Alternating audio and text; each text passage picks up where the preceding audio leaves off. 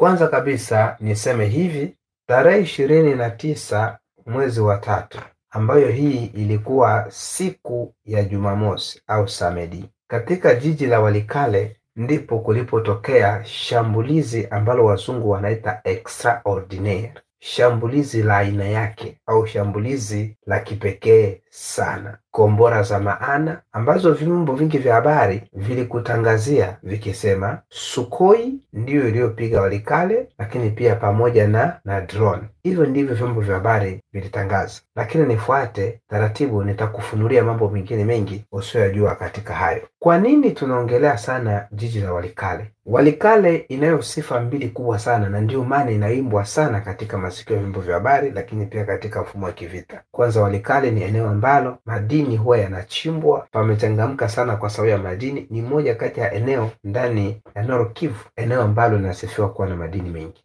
Lakini pia jambo la pili, Walikale katika maana ya kijiografia, manake kijiografia ama katika ramani, Walikale ni eneo ambalo linatoa shene, manake ni eneo ambalo lina connecte na mikoa mingine kwa urahisi, au na mavile mengine, barabara zinazotoka pale unaweza ukafika maeneo mengine kwa urahisi, hasa katika jiji Kisangani. Walikale ni njia iliyo rahisi sana, na moja kati ya strategies za RDF kukamata Walikale ni pamoja na kuiwinda Kisangani. Kwa hiyo Walikale kurudi katika mikono ya wazalendo, hivi moja kwa moja inatupa picha kwamba mpango wa RDF kwenda Kisangani maana yake umevunjwa miguu. Lazima pia wakae kujifunza watakwenda Kisangani. Kama hawatategemea tu wale ambao tayari wamekwisha kufika ndani ya Kisangani kama Benfitre, lakini kwa strategy walizokuwa nazo zimevunjika, kama ambavyo strategy hizo zilivyovunjwa pale Plaine de Ruzizi baada ya kujengwa ule ukuta wa Yeriko pale, ambao uliwanyima nafasi ama access ya kufika Uvira na kwenda Baraka na kuendelea. Ndiko ambako Walikale wamevunja mpango wa Kisangani. Sikiliza, kitu cha kwanza, Walikale ilikuwa imekaliwa kabisa na FARDC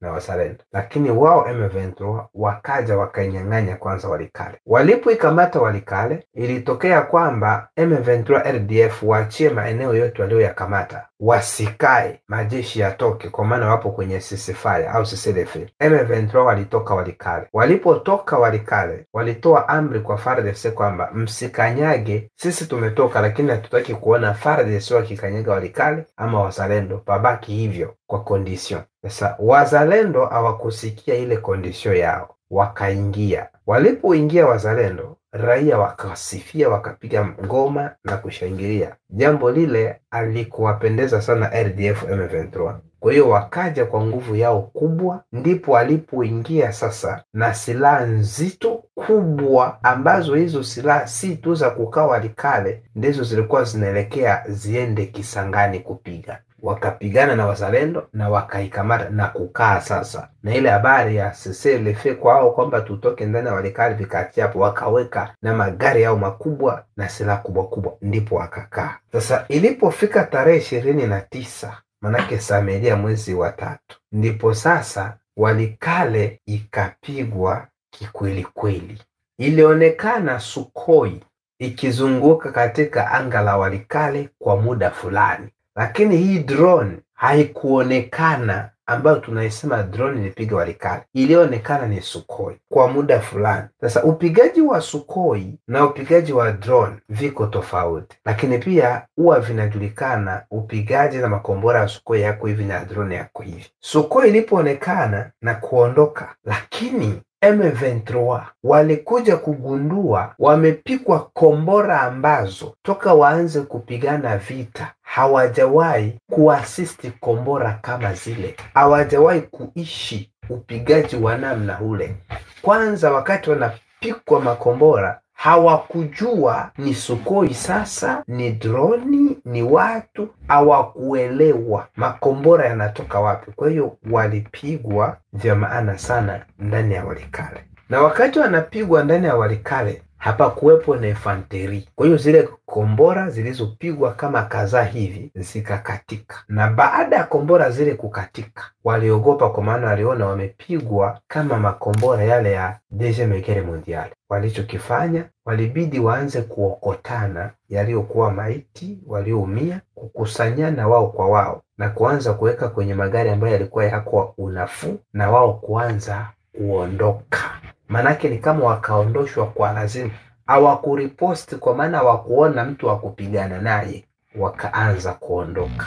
Kwa hiyo wakiwa wamejaza magari yao, damu nyingi, maiti wengi, walioumia wengi, wakaanza kutoka wao. Kwa hiyo walipotoka, raia pia wakaanza kushangilia kuona M23 imetoka na kuenda huko walikokuwa wakiendelea, na njia zote zikishuhudiwa damu, maeneo yote wanayopita magari yao damu hapa na pale. Ngoma zikapigwa, lakini pia sherehe zikafanyika kwa raia, kwa maana hawakuona tu kukombolewa kwa Walikale, lakini waliona pia kule kukombolewa kwa Walikale kunaleta majibu ya kukombolewa hata kwa maeneo mengine ambayo yamekamatiwa na M23 RDF. Swali lililobaki baada ya shambulizi lile la Walikale, swali likabaki kwamba upigaji huu ni wa aina gani?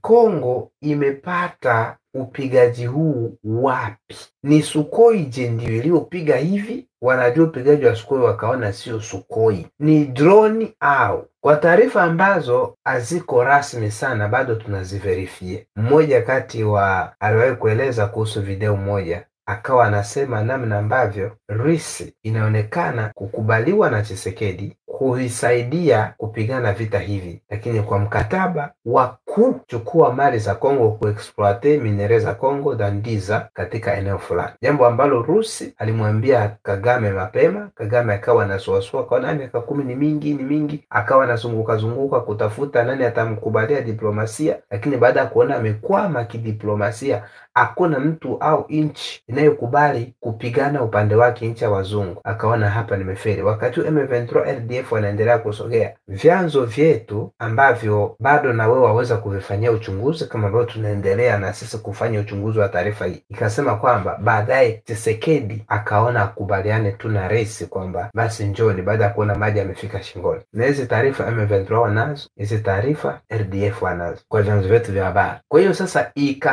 ikasadikika kwamba yawezekana upigaji ule, kwa maana makombora alikuwa anaanguka wakati huo Sukhoi haiko angani, haionekane angani, na ni makombora ambayo ikishuka manake ni shimo kama palipotoka volkano. Sasa baadhi ya watu wanaeleza yawezekana makombora haya yalitokea Kisangani kuja kupiga Walikale, kwa maana wanasema uwezo wa Rusi wa kupigana, makombora walionayo yanaenda kwenye makilomita maelfu. Mtu mmoja akawa anasema uwezo wa Rusi wa kupigana hata wakiwa Kisangani hawahitaji kusema avance, wao hawana avance. Kisangani wakaweka vitu na kushusha Kigali, hawahitaji tusogee sasa Bukavu, tusogee sasa Goma. Kule Kisangani ni kushusha Kigali. Tena hapo wapunguze makilometraje, kwa maana Kisangani na Kigali manake ni karibu ukilinganisha na uwezo wa bunduki zao za kwenda masafa marefu.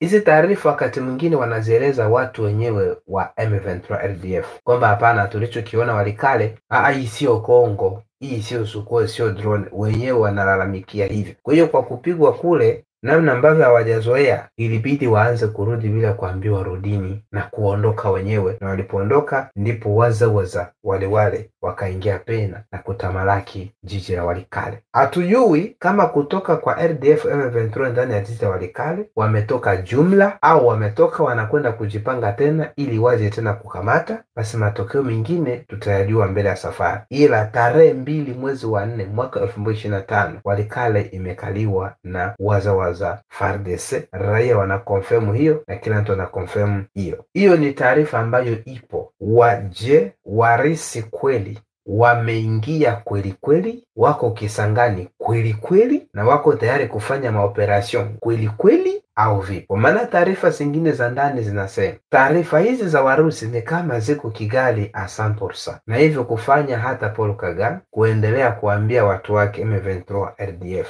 kujiretire. Na taarifa zingine zinasema hawa wanaopigana ni kama M23 peke yake hivi, ni kama Rwanda anataka kujitoa kwao, kama anajitoa kidogo kidogo. Ni taarifa zote za kufuatilia, lakini pia ni taarifa za kuombea. Anapopigwa askari kombora, kombora alichagui askari tu, kombora alichagui raia, linaruka na kila anayehusika anahusika. Walio wengi wanakufa hata ambao hawana hatia. Tuiombee nchi ya Kongo tafadhali. Hiyo ni taarifa kwa kifupi sana ambayo nimejaribu kukufanulia